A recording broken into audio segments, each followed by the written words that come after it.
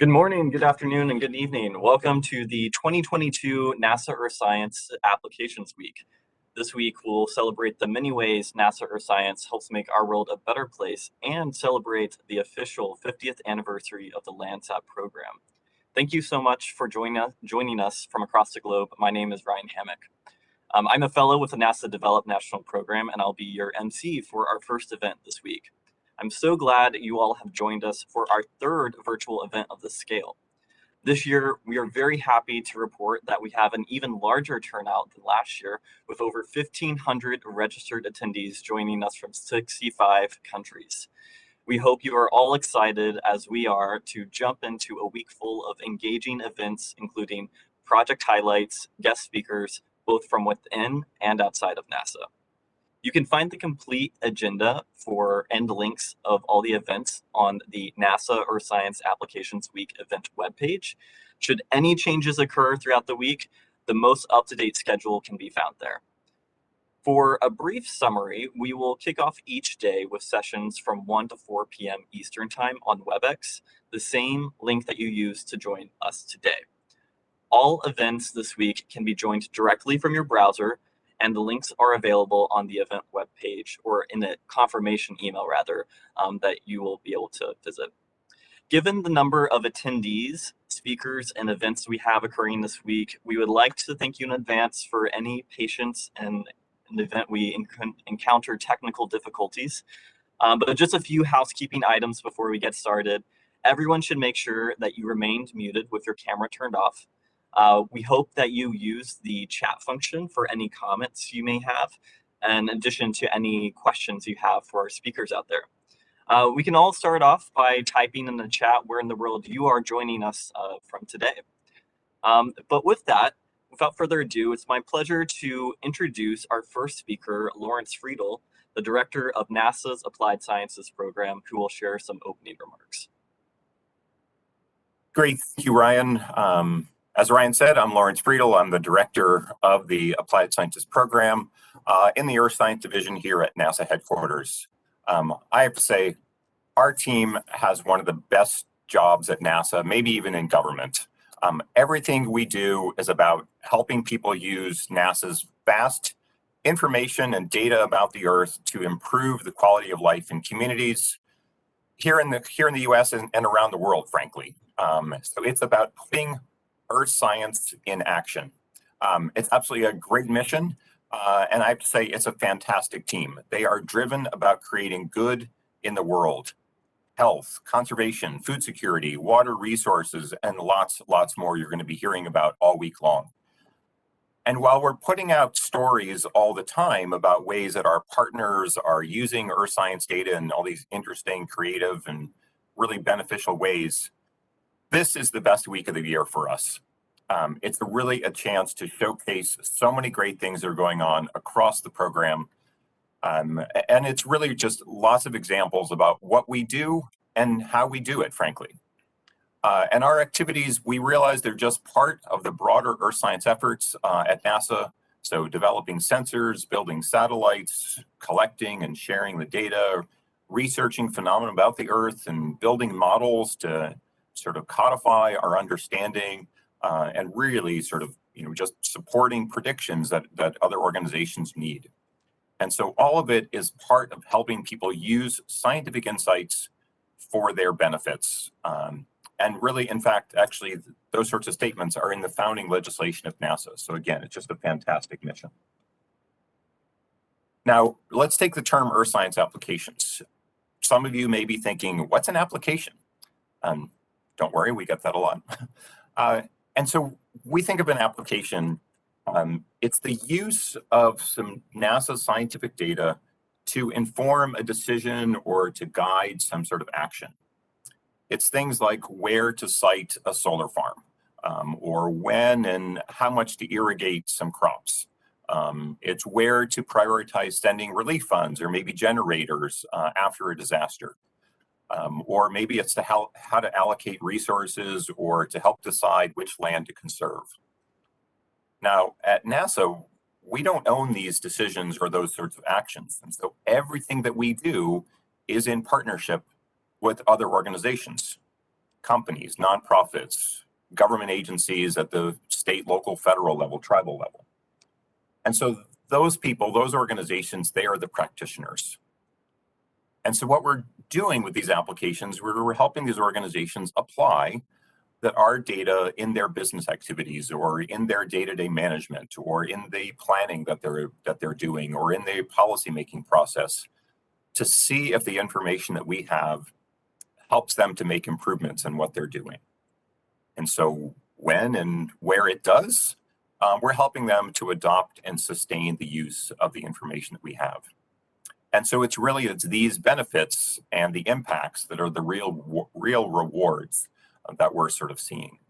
It's really when a farmer saves money by using less water and getting better yields or higher quality crops. It's when there's fewer cases of West Nile virus because a health department targeted their mosquito control efforts in a better way. Now, with NASA, we fully recognize that the focus is often on the technology and the highly technical parts, some of the things I mentioned earlier, the satellites, the sensors, the data, and those are fundamental to what we do in applied sciences.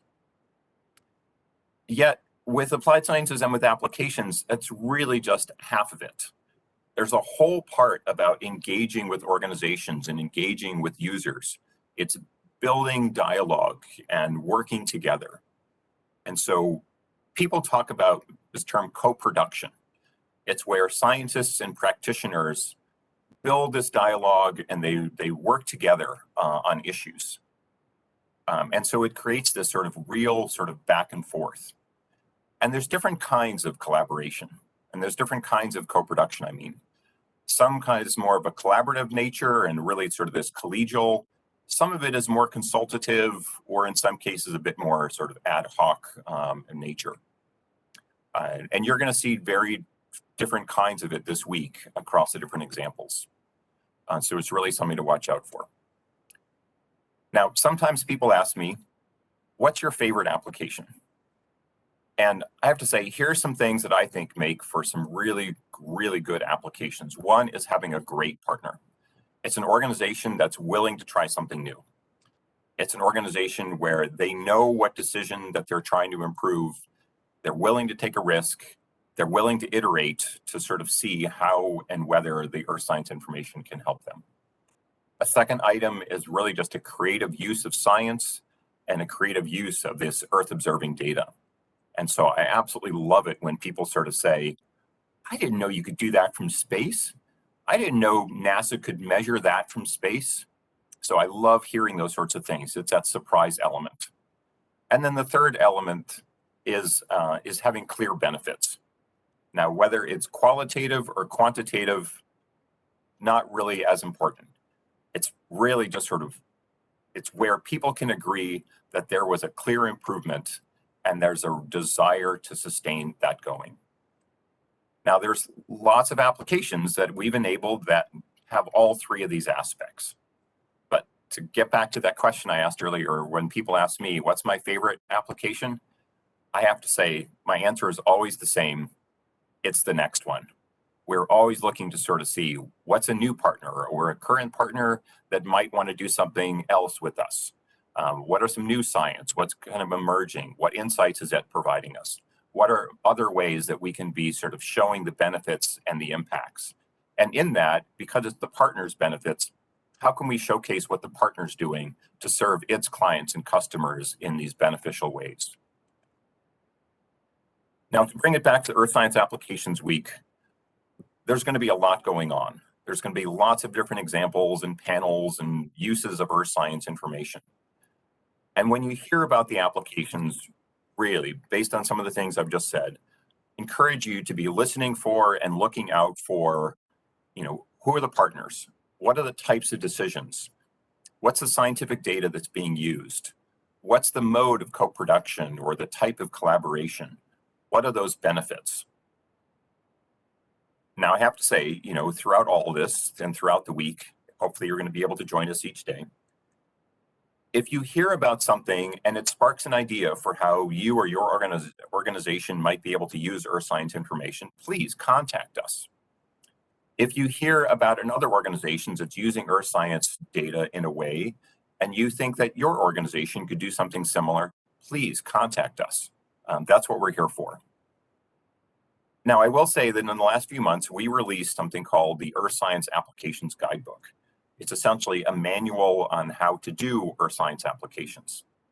It's got lots of lessons learned, and it's got a lot of the knowledge that we've gained by doing this over decades. It's available on our website, appliedsciences.nasa.gov. And on Thursday, we're going to have a special session focused specifically on the guidebook. So there'll be a lot more information there. Now, one of the things I want to be really clear about is that we know that we don't get any of the applications that you're going to be hearing about. Any of these earth science applications are building on the tremendous amount of work that goes on in the other parts of the earth science division. And so it's everything else that they're doing on the sensors, the satellites, the technology, the data, the research, and all that sort of stuff. And I have to say, it's a fantastic internal collaboration within the earth science division. And so it gives me great pleasure to now introduce Dr. Julie Robinson. She's the Deputy Director of the Earth Science Division, and she can tell you more about that. So over to you, Julie. Thanks so much, Lawrence. Welcome to the third annual NASA Earth Science Applications Week. I am really thrilled that I can join you all virtually for what will be a fast-paced and really exciting week. I want to start off by thanking the Applied Sciences team led by Lawrence, and they're just so enthusiastic, and they coordinated this event. I'd also like to extend NASA's thanks to the many partner organizations and the different NASA centers that support this work. Without all of you, we would not be able to accomplish the meaningful achievements together that you're going to see talked about and shared throughout the rest of the week. In the Earth Sciences Division, we get to spend every day exploring. We study the Earth from new perspectives, understanding the biggest picture, sometimes the small details, and we think about the systems of the Earth that influence our daily lives. By leveraging Earth observations from satellites and from airborne campaigns, we can better understand the dynamic and interconnected nature of our planet, all to help inform decisions on the ground. With new technologies and new applications, we're always finding new ways that scientists and non-scientists alike can use NASA data in their research and, most importantly, in their decision-making. We need to communicate those possibilities to communities around the globe so that the whole world benefits from this unique perspective. And that's where Applied Sciences comes in.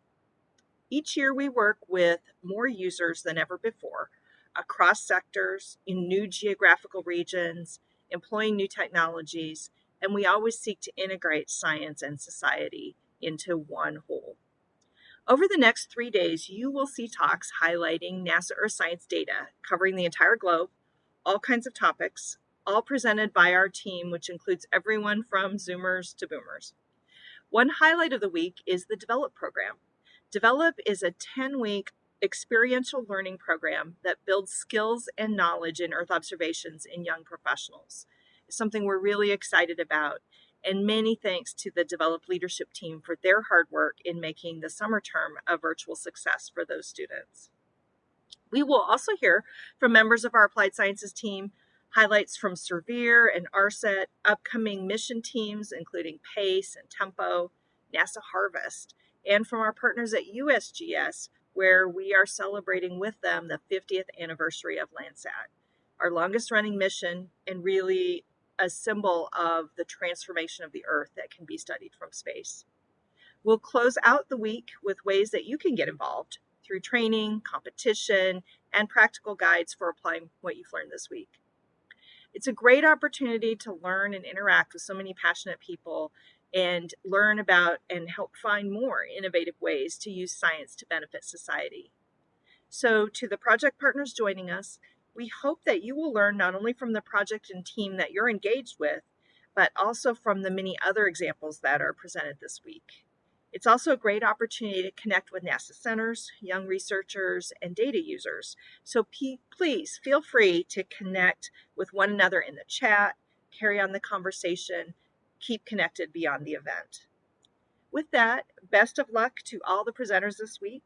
I'm really excited to see everything that's coming, all the new innovative approaches that will be presented, and especially the partnerships that we'll see throughout the week. Have a great week, and welcome to Applications Week.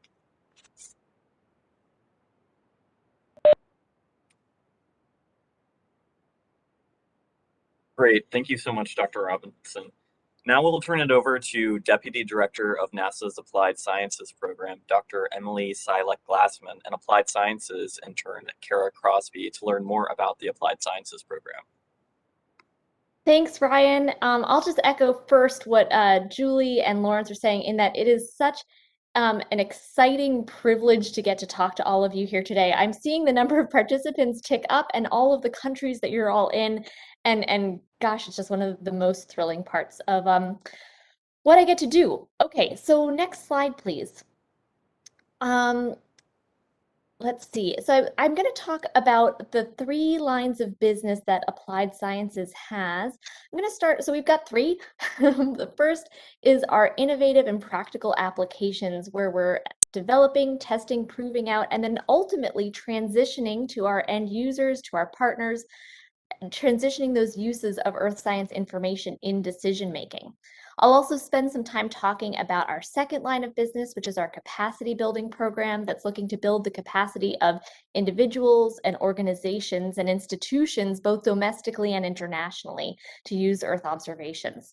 And then at the very end, I'll touch on a little bit of the work that we do in terms of our mission planning and mission engagement, where we're trying to infuse the consideration of applications throughout mission life cycles. Next slide, please.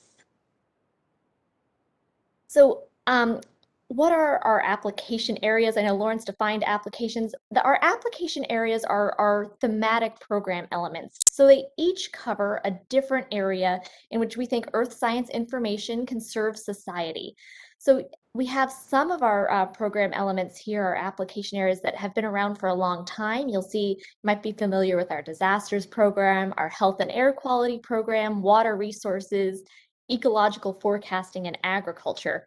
One thing that's been really exciting in the past years, we've been starting up 3 new application areas, one along on the topic of wildland fires, one on the topic of climate and resilience, and one on energy.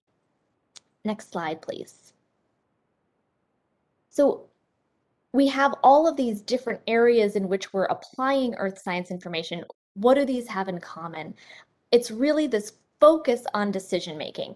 We're looking to help others use satellite data and information as evidence for different types of decisions and actions. And I'll walk through a couple of examples, since I think it's helpful to get a little concrete on these to know what we're going to be talking about the rest of the day.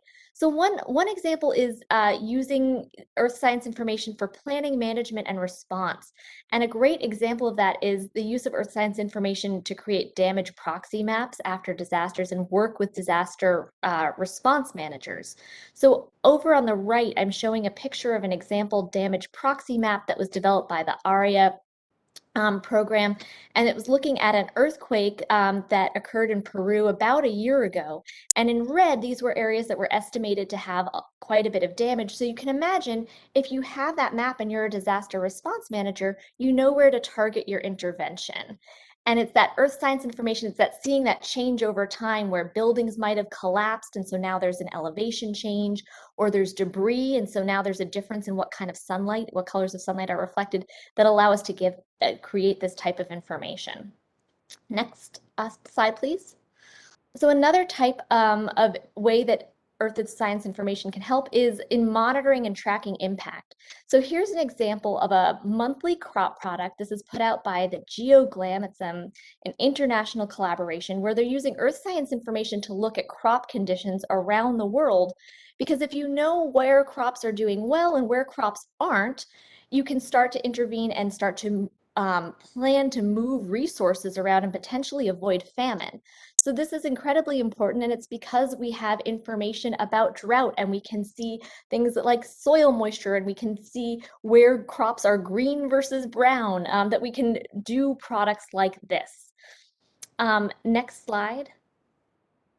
So another common use is for alert systems. So this is showing a product called Cyan, which was a project between the NASA Earth Science Division and the EPA, the U.S. Environmental Protection Agency, that provides early warning on sickening algae blooms in lakes. So this is something where water resource managers don't have to do the type of time-intensive and lengthy testing when we have satellites that are passing overhead and can look at reflectance and provide that early warning for folks.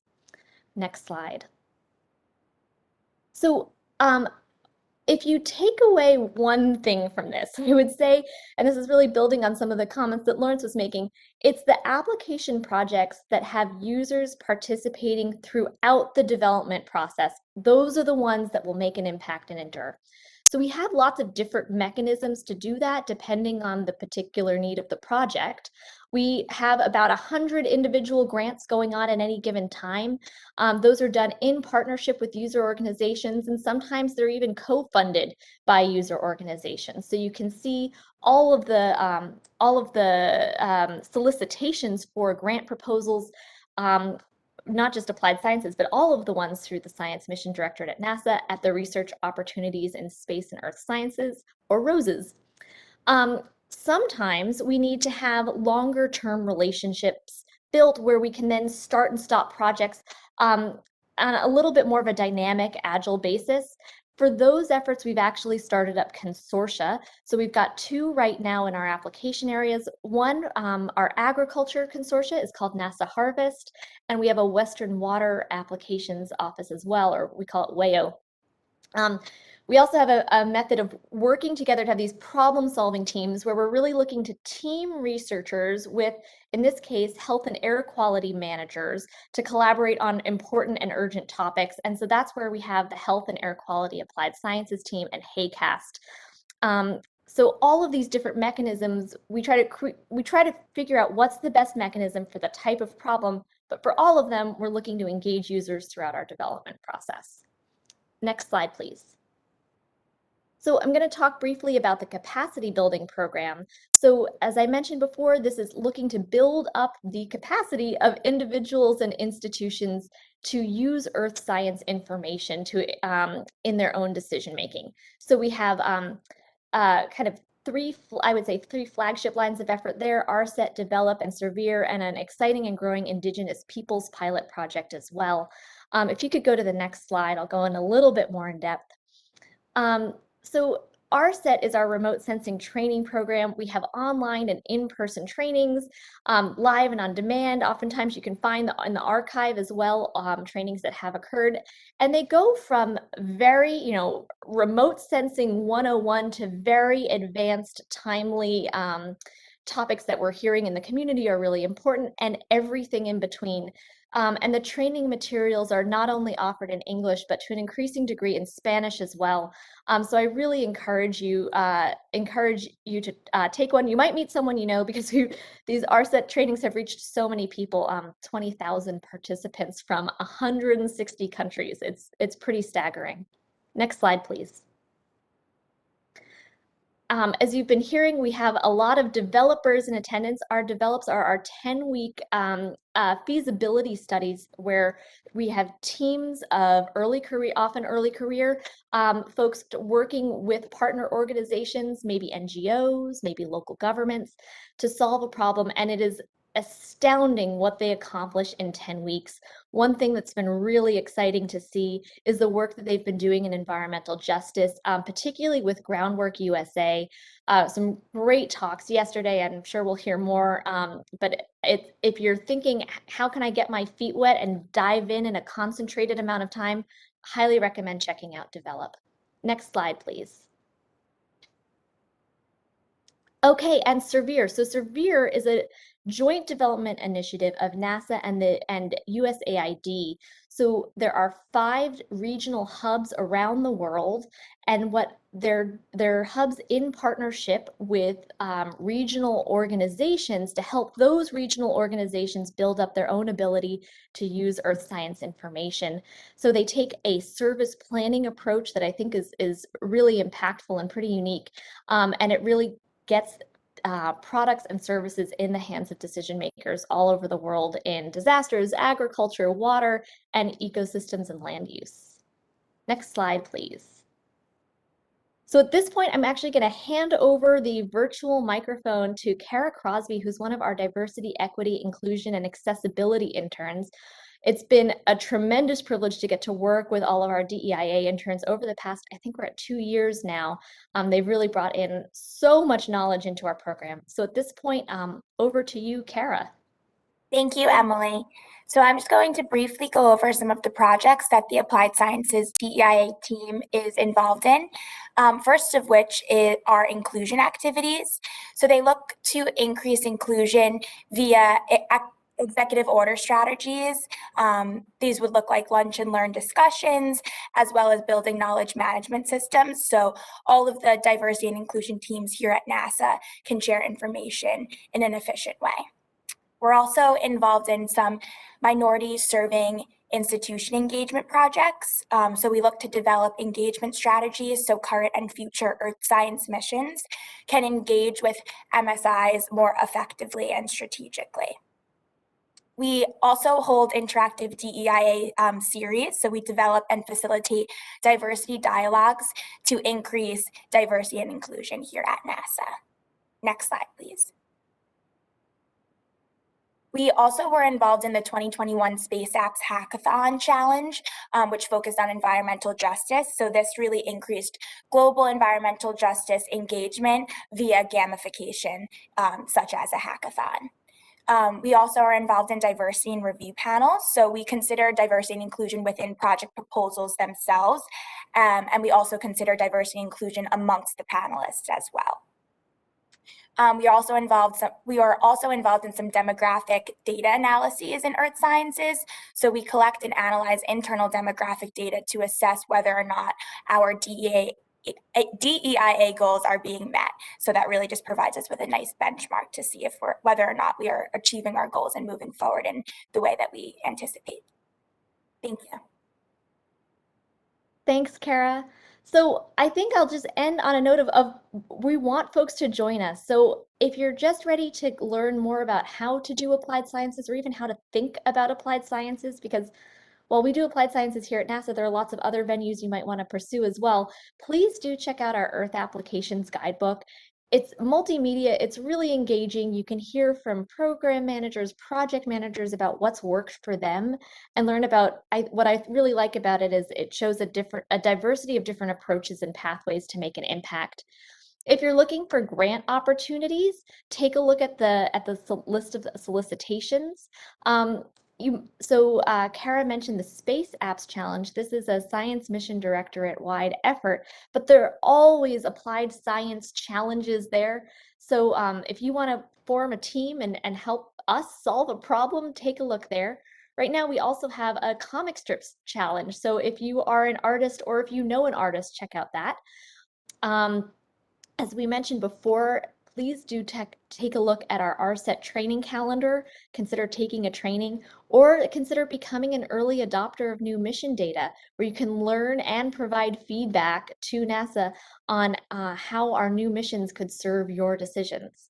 So thank you all for this opportunity, and thank you to all the people who are putting the relevant links in the chat. That's tremendously helpful. I think I have my last get off the stage slide with contact information, so please don't hesitate to reach out. And with that, I will hand this back over to Ryan. Wonderful. Thank you so much for that fantastic overview of the NASA Applied Sciences program.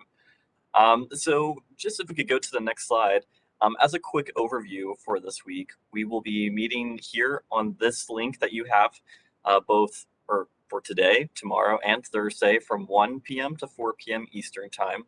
Each day will include a wide array of thematic sessions ranging from environmental justice to celebrating the 50th anniversary of Landsat.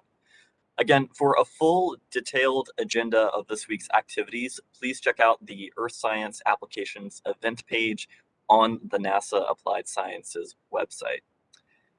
So as we approach the end of our overview session here, we will now transition into a break, and we will begin our first thematic session focusing on health and air quality applications. in about 30 minutes at 2 p.m. Eastern Time. So we look forward to seeing you all join again in about 30 minutes. Thank you.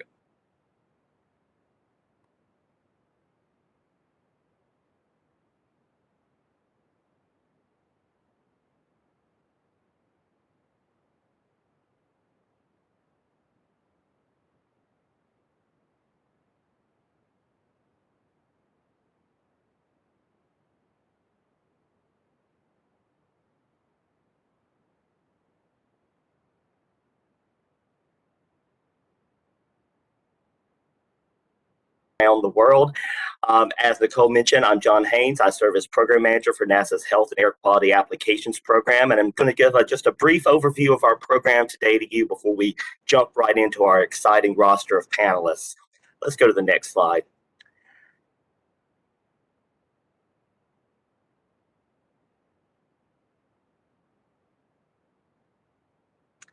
Nicole, the slide doesn't seem to be moving on my end.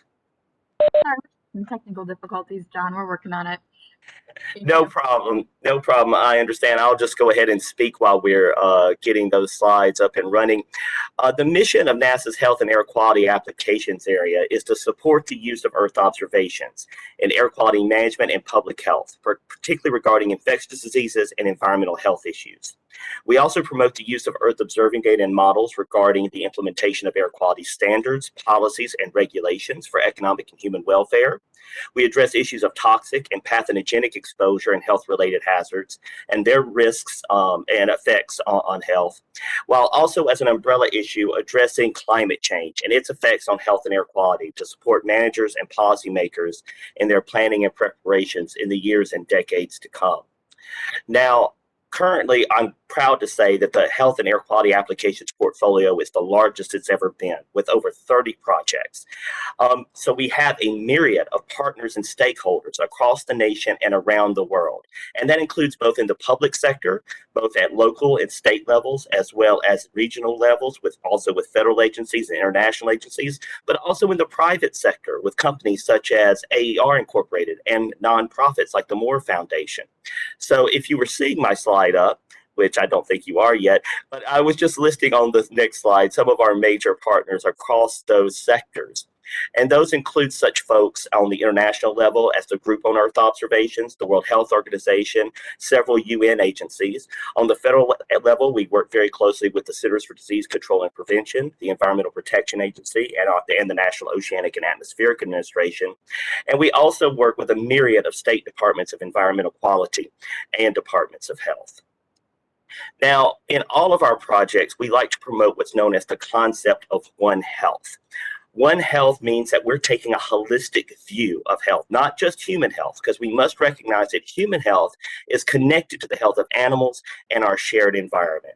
This is a concept that has now percolated throughout the health community, and it's very important for us to get a representative viewpoint of how our entire planet is connected and how that affects all of us, all of our health and well-being. Okay, I see our slides are back up, so let's go to the next slide.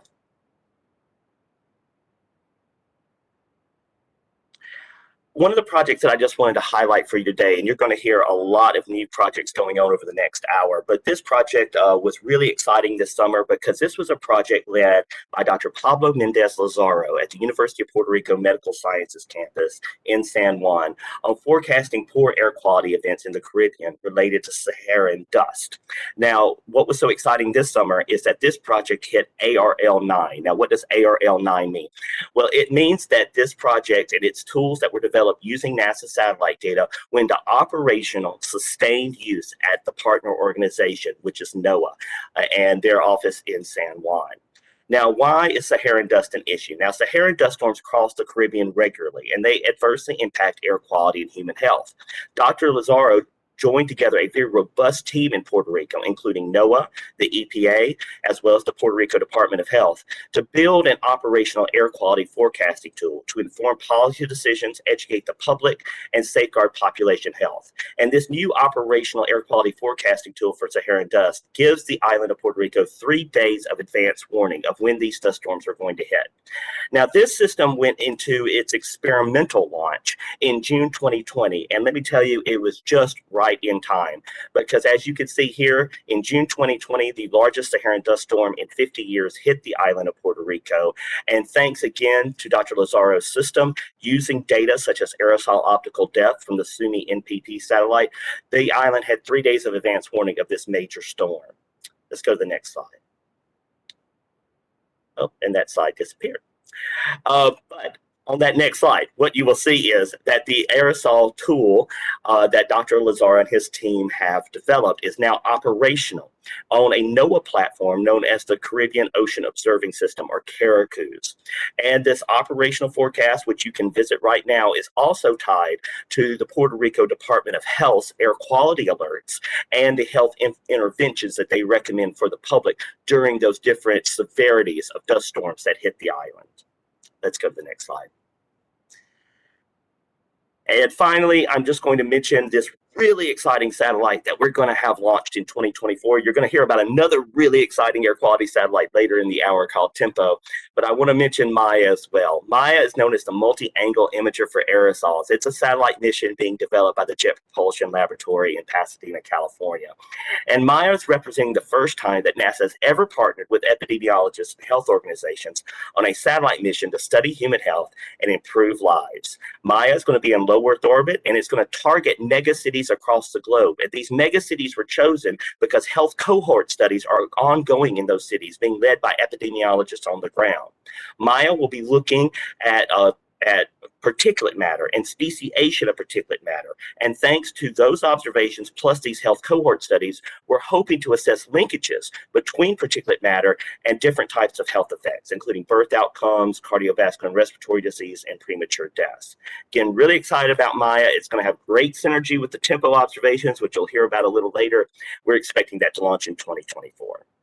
And with that, I'm going to end there. Thank you for your time. I hope you stick around for the rest of the hour and for the rest of the week and hear all of these great and exciting projects through Applied Sciences. And I'm going to turn it back over to Nicole to MC the rest of the session. Thanks, Nicole. Thank you so much, John, and thank you for that introduction. Now we're going to transition to our next speaker, Dr. Ben Zaitchik, who will talk about the global distribution of Shigella infection risk.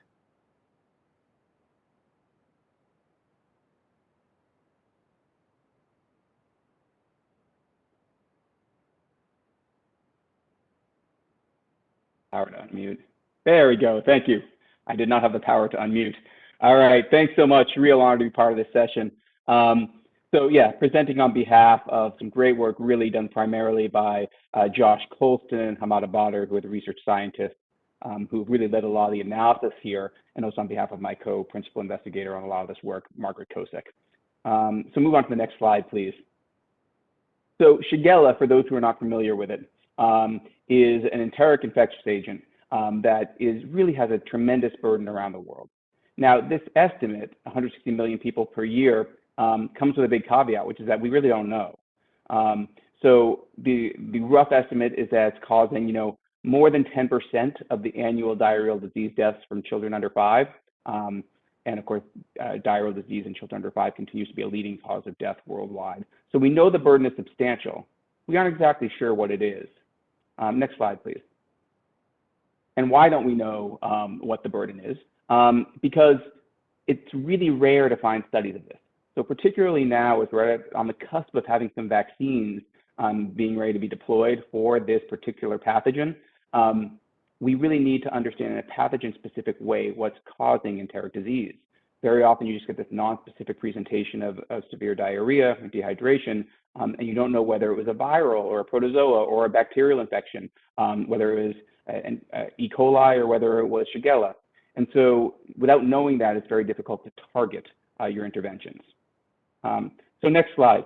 The work that we're doing, however, was motivated by the fact that people really started taking these measurements in a serious way. We started off with a collaboration with the MAL-ED study that was originally supported by NIEHS or the NIH. That was at sites around the world trying to sequence the bugs in the guts of these kids, taking stool samples from healthy kids, active surveillance, healthy kids, sick kids, panel studies over time. And what we found in the course of the study is that there was MAL-ED, there was GEMS, that was another big one, But also we were able to connect with partners around the world who were running their own kind of surveillance studies in which they were typing the infections, all right? And so what you're seeing on a map here is simply a location of all the sites we were able to include. If you hit the next slide button once, I just want to point out that this took a tremendous amount of work. So this is we just posted on as a preprint the paper on this, and this is the author list. Which is something I'm pretty proud of, and a huge kudos to Josh Colson for coordinating all this, but also huge thanks to all of these site managers, physicians, and everyone around the world who were able to collect amazing data and contribute it to this kind of study. Next slide. And so what did we do?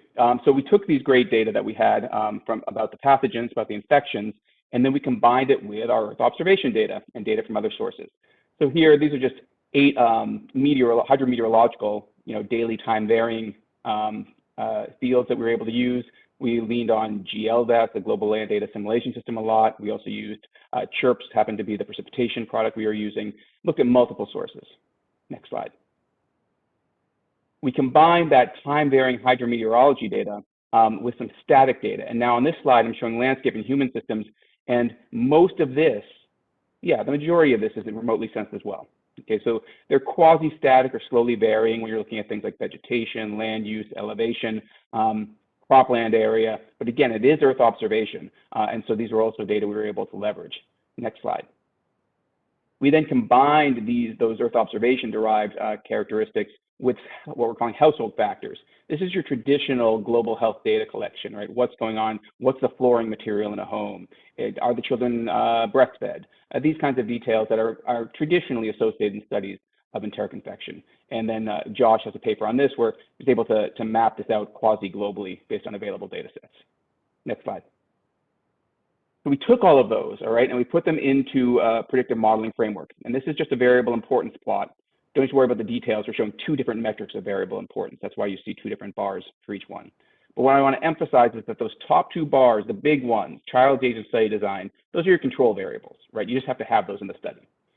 Then you start looking at the other ones, the ones that are explaining variance beyond those control variables.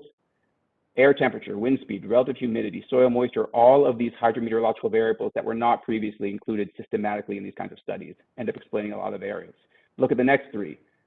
Remotely sensed variables, irrigated areas, cropland areas, enhanced vegetation index. It's not until you get down to like the 10th variable or something where in purple, sanitation facility, you're seeing these traditional metrics show up.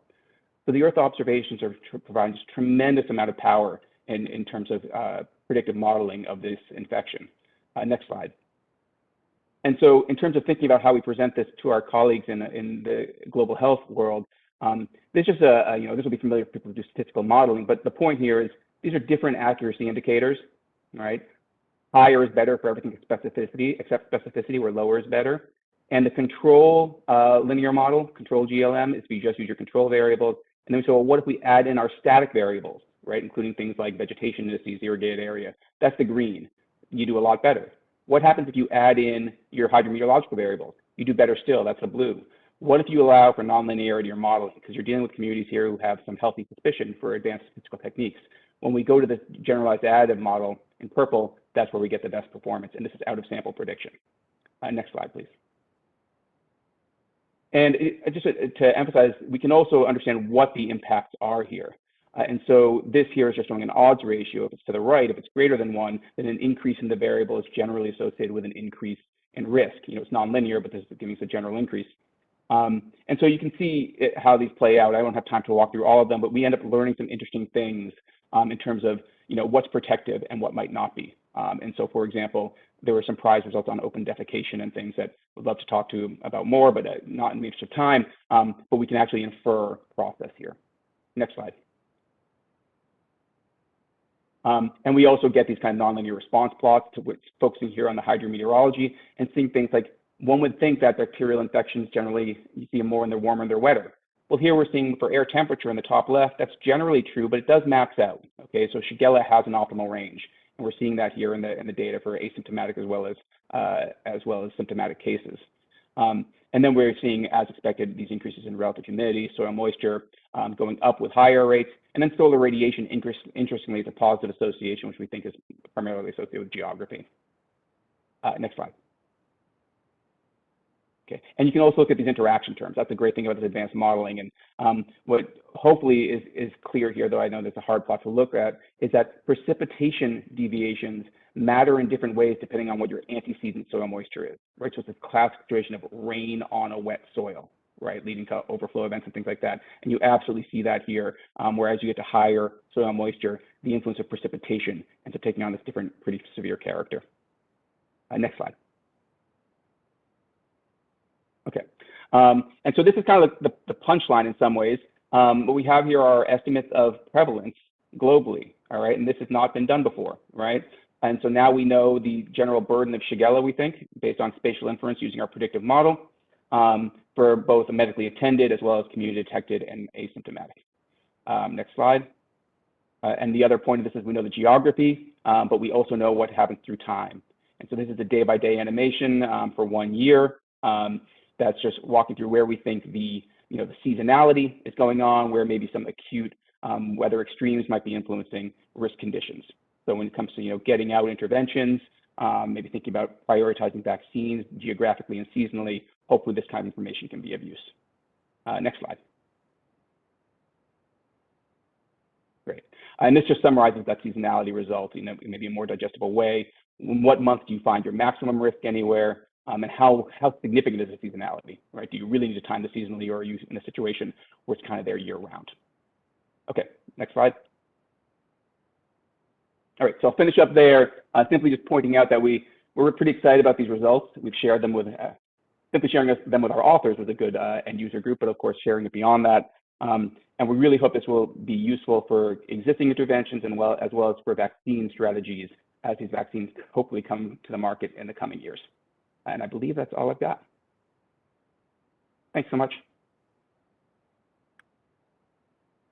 Thank you for sharing that interesting work, Dr. Zaitchik. It was great to hear how Earth observations can inform work on Shigella infection risk. So next we'll hear from Dr. Jenny Bratburd, who will provide an overview of the Health and Air Quality Applied Sciences team.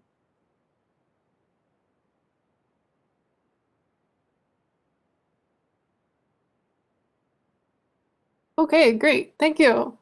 I'm really excited to be talking about HAQAST today. I am the outreach coordinator for HAQAST, filling in for Tracy Holloway, our team lead. And so next slide. So first of all, what is HAQAST? It stands for our Health and Air Quality Applied Sciences team. It's a 4-year initiative running through 2025. We have 14 members and over 70 co-investigators. Our mission is to connect NASA data with air quality and health applications. And we do this through 3 types of work. One is through our member projects. So each of our 14 members has their own project. We also have our Tiger Team projects, which are highly collaborative projects, a little more focused. And finally, we have outreach, engagement, and rapid response projects. Next slide. So HAQAST to me, as an outreach coordinator, having been involved for the last year, is just amazing. There's a really wonderful community here. Part of that is because this has been running for a long time. It started as ACAST in 2011, the Air Quality Applied Sciences team. Health was added in 2016 in the 2nd generation, and now we are on the 3rd generation.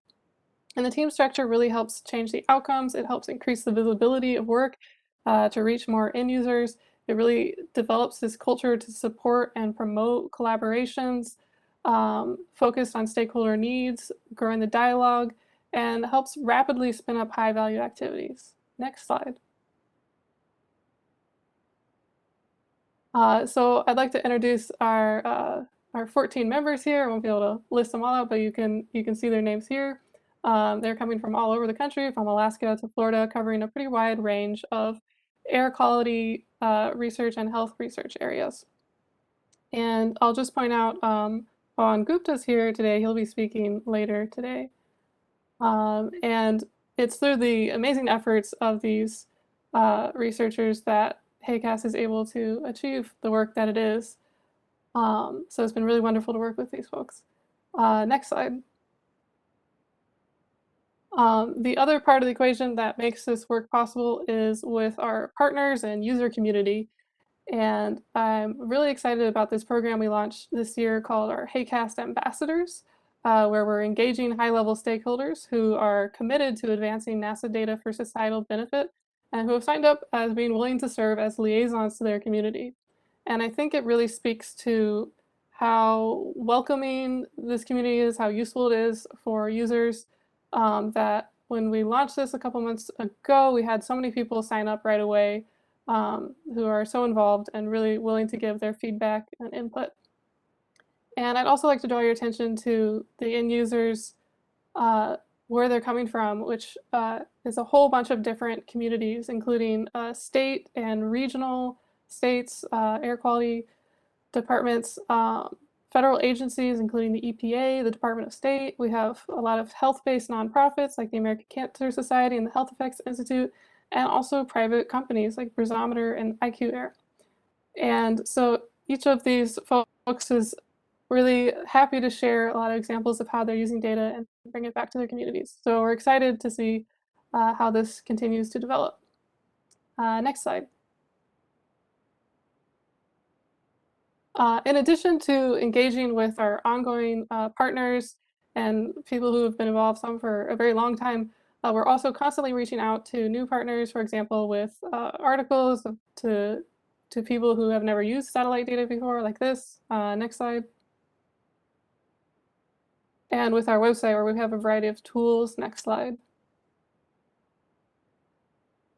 And I think it's for these reasons HAQAST has been so successful with both outreach to new users as well as very sophisticated users with a lot of dialogue to help address their health questions and needs. And it's been highlighted as one of a good example of this making open science work. Next slide. So I mentioned that we have the 14 member projects that are running through the entire course of the initiative.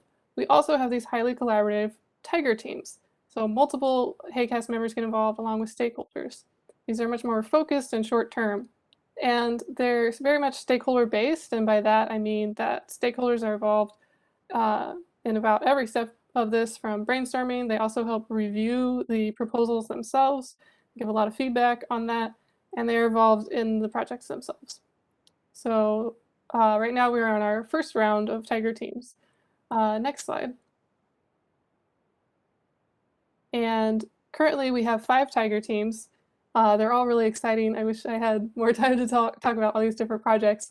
I'll highlight that the Satellite Data for Environmental Justice team has been highly collaborative, great at capacity building. And if you're curious to hear more in the next session, Gage Kerr will be talking about this in more depth.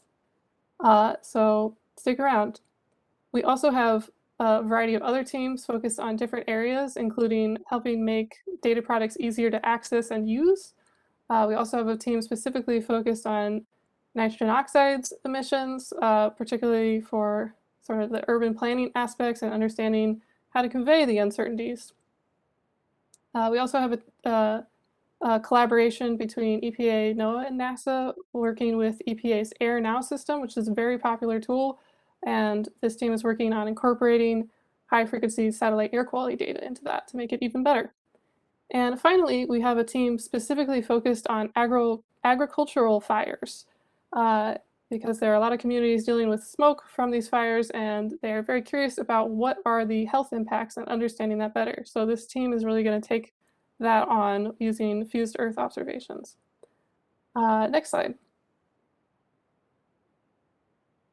I also want to briefly mention our rapid response projects, which is a new initiative here. It's even shorter term than the Tiger Team project. That's really helping partners with developing that have ongoing issues and they need a rapid response.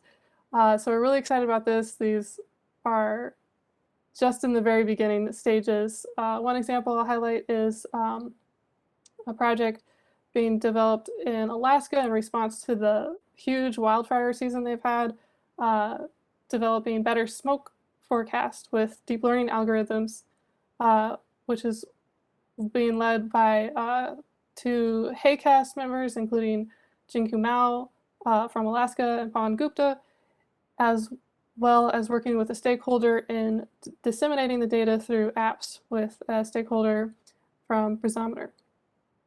We also have other projects that are going to be starting up too, including working with the New Mexico Department of Health responding to wildfires and extreme heat, as well as a project with multiple stakeholders interested in looking at pollution from warehouse-related transportation. So stay tuned. These will be developing soon.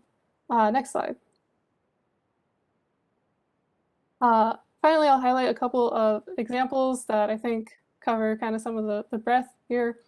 So for example, late last year, there were a lot of questions about the shipping backlogs that were happening at ports and what effect that was having on air quality. So some HAQAST members were able to dive in on that and look at it. And specifically, we had a member whose individual project was focused on ports. That's Ted Russell, who really helped with this too, along with other folks involved, and able to make these really nice figures to display how air quality is being affected. Next slide.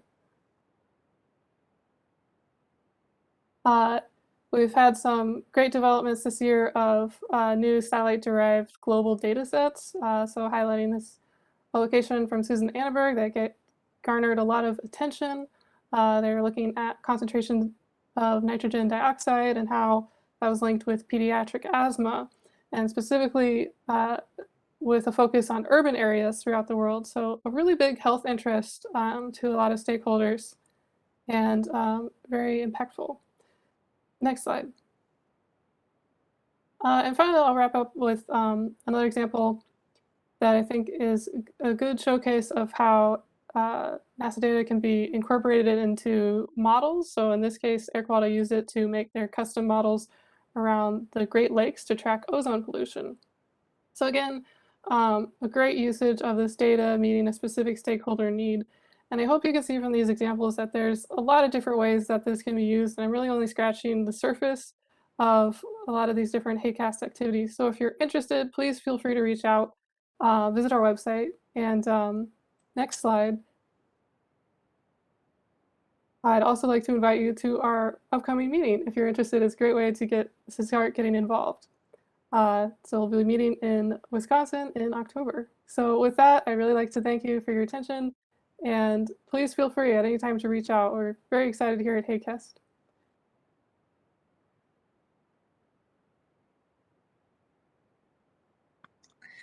Thank you for that great overview of the Health and Air Quality Applied Sciences team and for providing a glimpse into the broad range of work that your team addresses on a day-to-day basis. Now we will hear from Pawan Gupta, who will discuss the intersection of health and air quality and the ARSET program.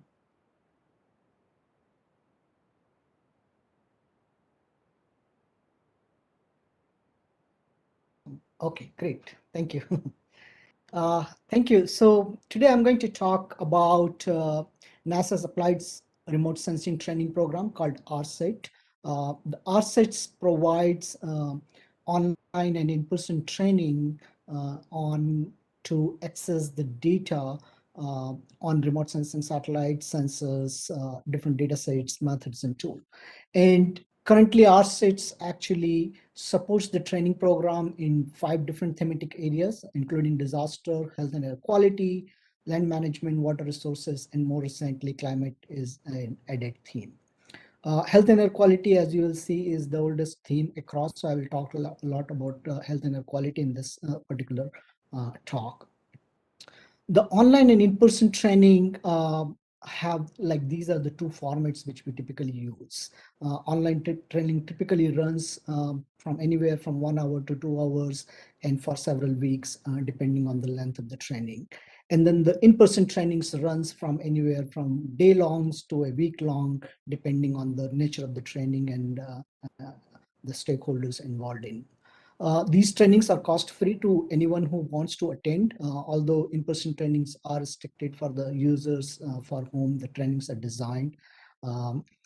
We also do have some self-guided trainings on our website. All the online trainings are recorded and available through YouTube channels, ARSET.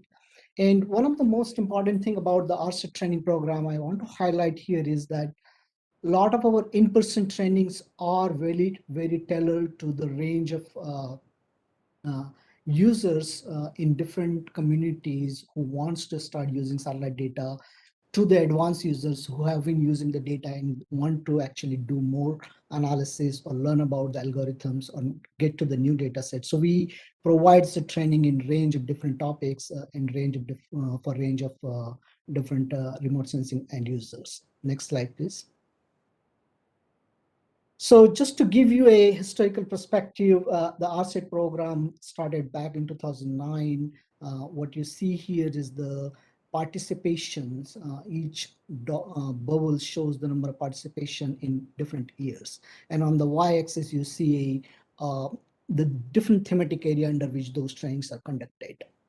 So just want to highlight that, as I was mentioning, the climate was just added in recent years. So you can see the number of trainings which we have conducted are limited, but we are actually reaching to almost 100,000 participants by end of this year, hoping to reach to that in last 12 years. So that is a really great achievement by ARSET program.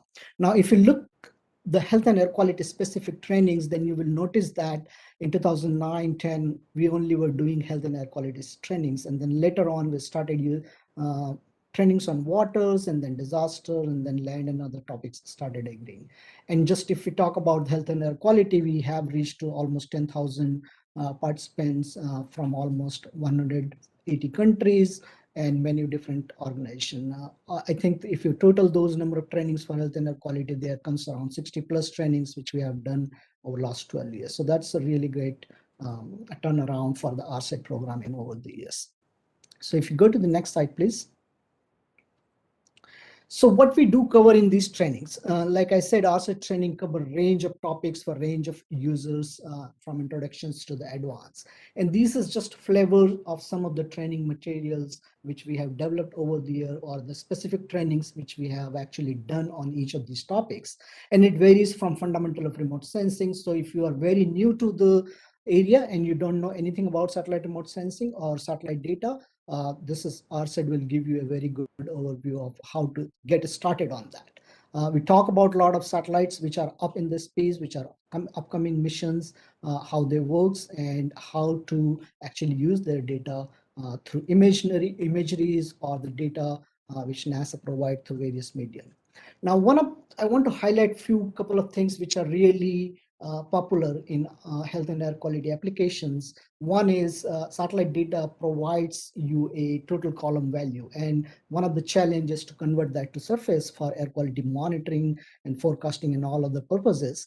And that is one of the actually very critical and a complex problem. And ARSET has spent actually many different trainings, many different brings many different experts to actually explain that process and go through the exercise by using the data and Python codes to convert that column to surface in different situations. Smoke and dust monitoring has been also a very popular topic because of the increased in wildfire activities over the recent years. More recently, in last 2 3 years, we have been focusing on air quality forecasting using various NASA models and how to intercompare with the satellite data and validate those results using the ground observations. So there are a range of topics. Not all the trainings involve all of these topics, but depending on the end user need, we select certain topics to be included into certain training. Next slide, please.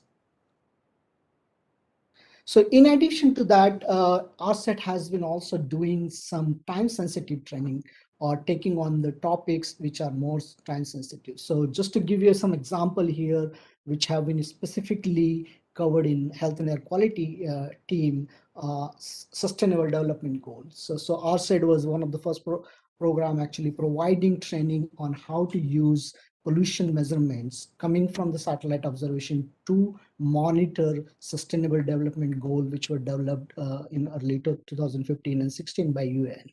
Similarly, when the current pandemic started back in 2020, the lockdown all around the globe has actually forced human activities in many ways, and that actually shut down the pollution sources. So there were tons of flood of studies and media reporting on how the air pollution is changing because as a result of the shutdowns at different level in different countries. And the satellite data became one of the to-go place to look at those changes in real time because of its global coverage and real-time access. And there was several caveats which has to be considered when you are using satellite data to address these issues. And so ARSET actually did a very quick turnaround within few months to put together a specific training specifically designed to communication and media outlet folks how to use satellite data to address this specific issues during this pandemic. Wildfire smokes, we have done a number of trainings. Last year's, we teamed up with across thematic areas and did a very comprehensive training on wildfire and smokes, pre-fire, during fire, and after fires, how to manage or monitor and forecast fires and smokes. And then the more recent topic, the environmental justice. We have been considering talking with the HAQAST to do a training in next years, focusing on air pollution issues under the environmental justice. So ARSET has taken lead in many of these time-sensitive topics over the years, and we are doing continuously to use remote sensing data to address these topics. So next slide, please. So just to give you a quick example of a training which we did on tools for analyzing NASA air quality model output. This was just conducted earlier in the year.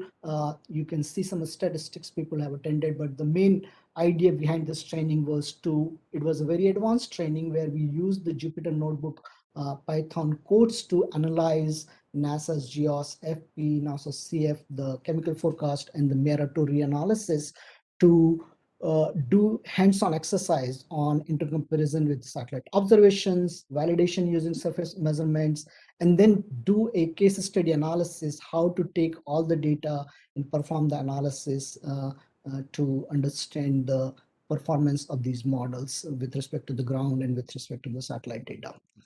Next slide, please. Another quick example, this is a upcoming training which we just started registration yesterday, and this is going to be on analyzing air quality data from geostationary satellites. So you must have noticed there are a number of geostationary satellites which are providing very useful air quality data. So we are partnering on this training with NOAA and GEMS science team, which is a Korean space mission providing high resolution, spatial and temporal resolution air quality data first time over Asia. So we are working on this training, and this will be held in October. And the next slide, please. So this is just some pictures from our trainings, just for your fun. We have been in many different places all around the world to do in-person trainings, and you can see some flavors here. We have actually play games during our trainings. Also, some pictures you will see where we try to explain the principle of remote sensing and how satellite works through more interactive activities. So that's all I have, and thank you for your attention.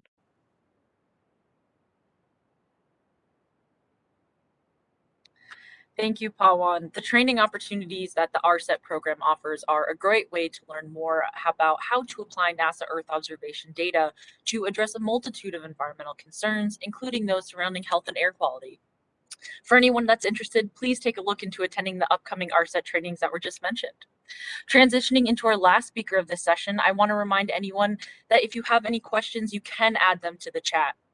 Next, we have Dr. Aaron Naeger, who is going to talk about tropospheric emissions. Thank you. I appreciate it. Hopefully you can hear me okay.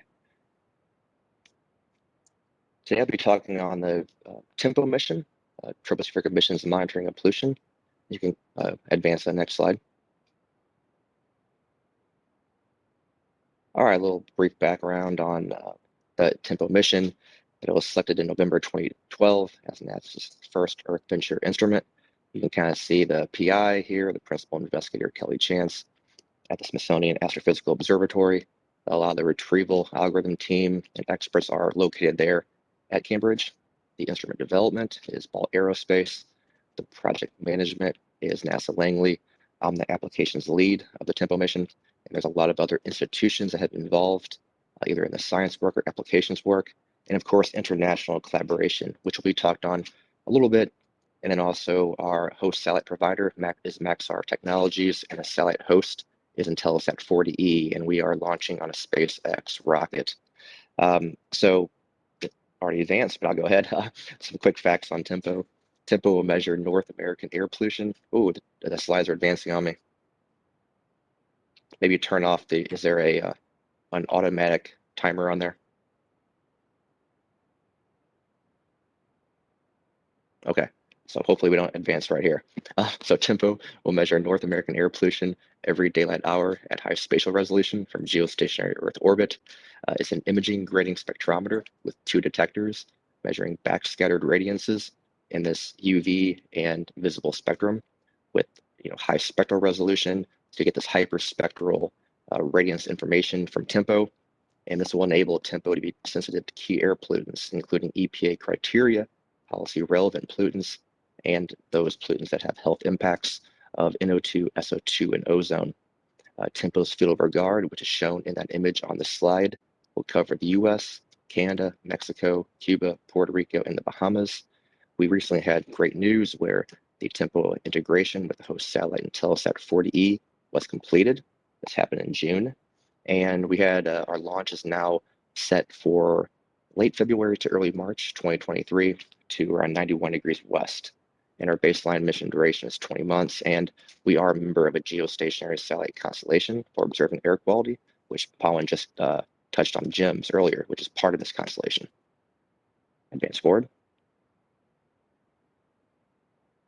Next slide, please. Next slide. Now I'll move a little bit into TEMPO data and operations. This is a full set of TEMPO data starting from level 1 data, the radiance level data. Of course, I'm sure a lot of the folks on the call here are really looking forward to the level 2 data products. These are those health and air quality related products, such as the ozone profile, which provide a PBL 0 to 2 kilometer ozone information. We also have total column ozone, nitrogen dioxide, formaldehyde, glyoxal, bromine, sulfur dioxide, and we have an aerosol product as well, which will incorporate aerosol AOD and aerosol layer height information, and a TEMPO GOES-R ABI synergistic product that is planned as well. Oh, it moved forward on me again.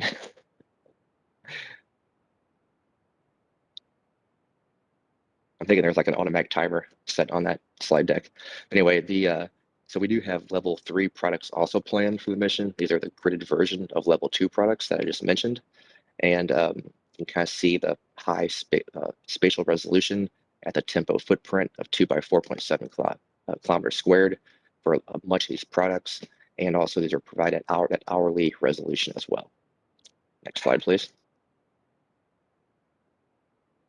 Okay, so we have a slight change or update in the operational timeline and data distribution based on our most recent launch date. So our TEMPO commissioning phase will now occur between mid-June and mid-September 2023. If we get launched in that late February to March timeframe, our nominal operations will occur 6 months after launch. We plan to have level 1B data available in January 2024, with those level 2 and level 3 products available around the March 2024 timeframe. These will be publicly available and free through NASA Earth Data Search, and the latency of these offline or standard offline products will be around 6 hours, except for the ozone profile due to the computational expense of running that algorithm. It did advance again on me. So there'd be a 24-hour latency for that ozone profile data with the near real-time products with a latency of potentially less than 2 hours for some of those key products. Next slide, please. Okay, so here's just a depiction of how, an approximation of how TEMPO will scan after launch. You see those east to west scans that are shown here. This is starting from the morning over the east coast and then advancing over the west as we gain daylight in the west region. And eventually what you'll see here is as we lose daylight in the east, you'll see that east scan line moving toward the west as we complete the scan in the afternoon hours over the west region. So this is a hypothetical, or not hypothetical, but an approximation because we'll also perform sub-hourly scans for the tempo mission. These will include optimized scans across the east and west during those periods when we do have a lack of sunlight in those regions, and also non-standard special operations for dedicated experiments. This can include wildfires, volcanoes, dust storms over a portion or slice of this tempo field of regard at higher time resolutions. So this is being planned to as part of the tempo mission. And I'll let that finish up there. And there you go. Next slide. Next slide, please. We'll kind of talk on the applications and early adopters program here. This has been really officially formally started in late 2018, 2019 timeframe. And we have had a really large expansion in this tempo early adopters program. Since that, we now have about 320 plus members across the tempo field of regard. This includes 50 plus federal, state, and local air quality agencies, health organizations, and NGOs. We had really great engagement with the community of practice and the community potential. This includes a recent environmental justice workshop we just had with that EJ community. And a major outcome of this program has been really an enhanced level of interest and knowledge in tempo and applications and skills with using the mission data across this broad community and broad spectrum of community members through workshops, focus sessions, and data tutorials. You can see the early adopters by affiliation who are part of this operation too. Next slide, please. Okay, so here's our tempo applications that we've designed. This is in coordination with the science team and the early adopters as well. This ultimately tempo will enable new and enhanced science studies, playing this diversity of application areas. We have early adopters have played a key role in expanding these application areas and sub-application areas shown in this pie chart here. And also what we've done for the early adopters community is create tempo proxy data. And I'll show this a little bit later too. And this really has helped enable an early understanding of the tempo files and data. It really helped facilitate the development of best practices and methods for incorporating that data into their science work, and ultimately to help inspire scientific experiments based on this expected tempo information. So you can tell the key air quality or health and air quality applications that are shown on that pie chart, including some other unique areas, application areas involving vegetation, ocean monitoring, and weather analysis and forecasting with our water vapor product. Next slide, please. Okay, some examples here of our tempo proxy data. I stitched together 10 different tempo granules of information and made a full field of regard image here for using our tropospheric proxy NO2 product at the top there and our total formaldehyde product at the bottom. And what you're seeing here is these enhancements of wildfire smoke plumes in particular, with these enhanced NO2 columns in the west, and also those same plumes are showing up in enhanced formaldehyde as well in the west region. And we're also seeing some biogenic sources popping up there in the southern area of the US in the formaldehyde map. So we've created this proxy data, and we can continue to do so for the early adopters community. Next slide, please. So we're here, I'm zooming in on California in the west here, and I put together hourly animations of tropospheric NO2 and total formaldehyde for 1 day. And one of the key aspects of these animations here is a wildfire smoke event that occurred over California.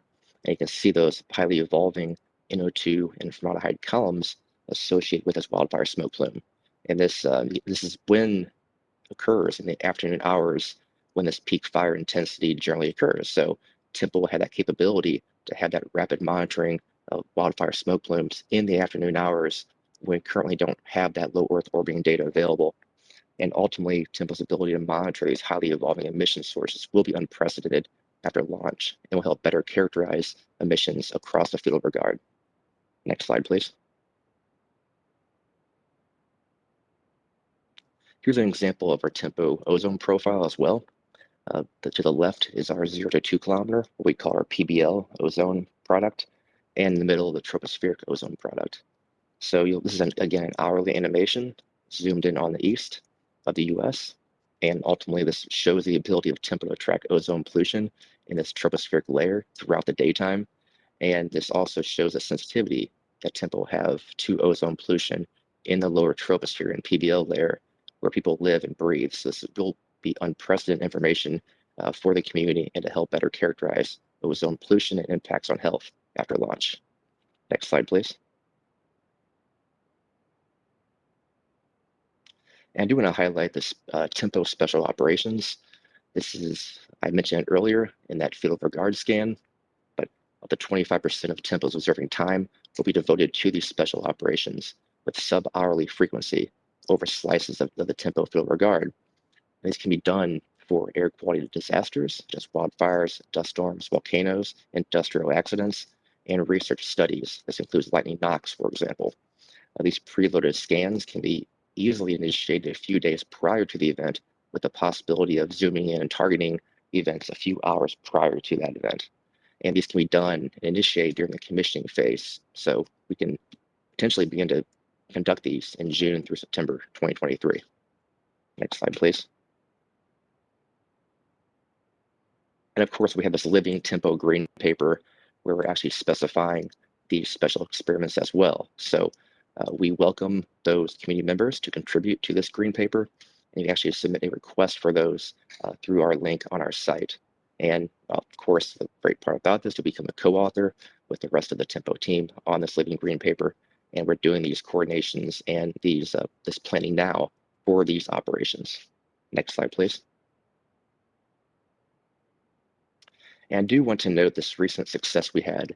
This was actually a collaborative effort, co-led by myself and Abby Naston, who is the applications lead at Maya. And we hosted a NASA Aerothon crowdsourcing challenge. And the overarching goal of this challenge was to develop unique algorithms using Earth science data in preparation for TEMPO and Maya to retrieve this accurate surface level NO2 and PM2.5 amounts, which are key TEMPO and Maya products after launch. And the problem here, the problem statement, was that no current NASA satellite mission. Oh, it advanced on me again. Sorry about that. Okay, so no current NASA satellite mission provides these ready-to-use data products on criteria surface level air pollutants with low enough latency to protect public health. That was one of the major motivations of conducting this challenge. This had tremendous engagement from the community with over 1,200 submissions and more than 1,000 participants, over 123 countries. And you see the first place prize award winners here on this slide. Overall, the challenge winners and use tree-based ensemble machine learning models, for the most part, to accurately estimate surface level NO2 and PM2.5 concentrations.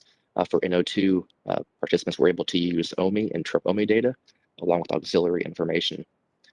The winning solutions and lessons learned from this challenge will be used by the TEMPO team as we generate technical resources and air quality products for the user community. And the U.S. Department of State was actively involved in this competition as well. And they have interest in applying these methods from the winning models to provide air quality information to its employees and the general public at various embassy locations in the future. So next slide, please. I do want to note the preparation for data services for TEMPO. We have this TEMPO proxy data. We've actually already put this into NASA Earth Data Search. Early adopters in the community are able to actually download TEMPO files like that will be available after launch. And you're seeing a screenshot of one of our TEMPO workshops recently where we showed the users and the early adopters how to download TEMPO files pre-launch. So the users have really been engaged in this. We have proxy level NO2, formaldehyde, and ozone products currently available in NASA Earth Data. And we're also thinking about this development of enhanced data services at NASA to expand the breadth of the TEMPO users and applications. This was highlighted also in our recent EJ workshop with that community. Next slide, please. I'm about done here. This is one of my last slides. So some recent early adopter activities. We had data tutorials where I showed that example of us sharing the TEMPO proxy data in Earth Data Search. That was done in our proxy tutorials last fall. We've had joint meetings with the TEMPO science team in HAQAST in June of this past year. I've also been engaged with technical meetings with TEMPO, involving TEMPO, with air quality agencies. This includes the National Tribal Air Association / EPA and EPA. And we had a Maya TEMPO EJ workshop last Friday, which was very well attended. We had over 150 participants, and many of those were from the EJ community. And I'm sharing some screenshots here of the TEMPO science team participants from our meeting in fall, and also kind of a an intro slide deck from our EJ workshop last Friday with this catchphrase, measuring gaseous and particulate air pollution at unprecedented resolution, which will have that capability with Maya and Tempo data after launch. Next slide, please. And last note here, Pawan already mentioned GEMS, which was launched in February 2020, and we have Tempo being launched in 2023, coming up soon, and we have Sentinel-4 from the Europeans, planned for launch in 2024. So we have this geostationary air quality constellation being developed and will be in flight soon, in space soon. And here's some examples of recent GEMS products. These data files actually are available now, at least for the SO2 and the ozone. So I'm sharing examples here of those hourly GEMS products for NO2, formaldehyde, SO2, and ozone over East Asia, in this area of the globe that's highly polluted and has major health impacts from air pollutants. Next slide, please. And I'll end there. I thank you for paying attention and being here today. Of course, we have our early adopters community link right there if you're interested and want to sign up. And you can find more information on our early adopters site and on the Tempo Mission site as well. And thank you. Thank you so much for that engaging presentation describing the benefits of Tempo. I encourage the audience to look into the resources mentioned in the last presentation to learn more or to join the early adopters community. That concludes our health and air quality application session. Thank you to all of our speakers one more time. And thank you to all of you who attended the session today. We hope you'll join us after a short break for our next section focused on equity and environmental justice initiatives. And we also hope to see you for the rest of the events scheduled throughout the week.